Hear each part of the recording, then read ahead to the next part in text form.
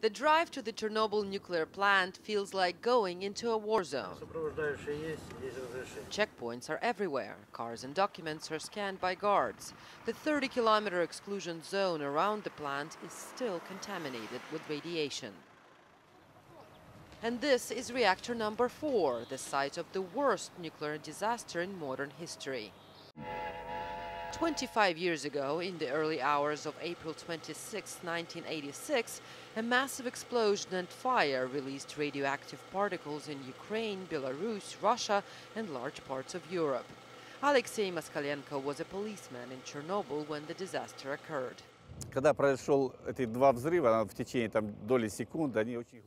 The explosion sounded muffled, not very loud. People who were sleeping in their homes nearby didn't wake up. And after it blew up, a white heavy cloud was released and started moving towards Belarus. 57 workers died fighting the fire and reactor meltdown. Radiation levels at the power plant reached 20,000 roentgens per hour, about 40 times the estimated lethal dosage. And according to the World Health Organization, 237 workers were diagnosed with acute radiation sickness. It took 10 days to contain fire and radioactive release that followed the explosion at reactor number 4 at Chernobyl nuclear power plant. Today, 25 years on, the area around the plant is still deeply contaminated and can never really be cleaned up. Nuclear fallout and waste can be moved and stored, but not deactivated. The sarcophagus of steel and concrete built over the reactor leaks radiation, and environmentalists say that locally produced food is contaminated by radioactive fallout.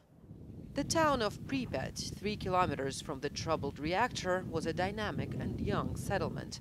More than 50,000 people lived here. Most of them worked at the Chernobyl nuclear power plant. Oh, look, these are shoes of my little daughter. Alexei also lived in Pripyat. He was married there and his daughter was almost 4 years old when the accident occurred. He says that day began just like any other. Children were in schools and kindergartens. But then, 36 hours after the accident, an immediate evacuation was announced. We weren't allowed to take any appliances with us. Refrigerators, ovens, that was strictly banned. What was allowed was one small plastic bag with personal belongings, photographs, documents, everything that would fit in. I only took documents and photographs. Oh yeah, and stamps. I collected stamps. Everything else was left behind. Within 2.5 hours, the town of Pripyat was completely abandoned.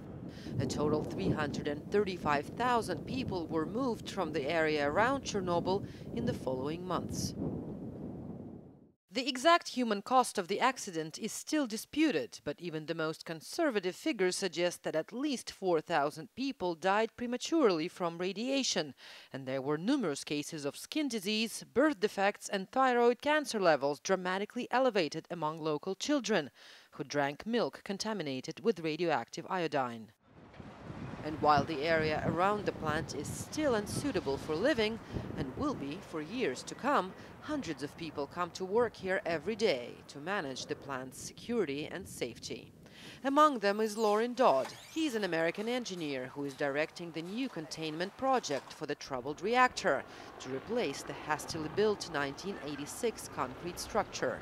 He says accidents like the one in Chernobyl are not likely to ever happen again. As a nuclear engineer, I would like to think that that's almost impossible today. And I'll just note that what happened here at Chernobyl 25 years ago has not been repeated, anywhere.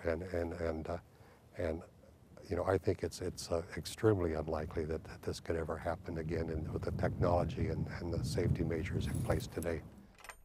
However, there are others who disagree. The environmental group Greenpeace published findings of a field investigation outside the Chernobyl zone. It said food products are still contaminated in the area, and this, they warn, could be the scenario that awaits Japan following the accident at Fukushima nuclear plant. Vladimir Chuprov is the head of the anti-nuclear program at Greenpeace Russia. The main lessons we should study from Chernobyl disaster, from Fukushima tragedy, is that there is no safe nuclear reactor, like nuclear industry people say. Nobody can guarantee, 100% guarantee, that there will not be a repeat of Fukushima scenario. The Chernobyl disaster is different from Fukushima's. Open to the air, a graphite fire burned for 10 days, spewing huge amounts of radioactive material. That wasn't the case in Japan. But Chernobyl is still significant as it serves as a perfect demonstration to what may happen next.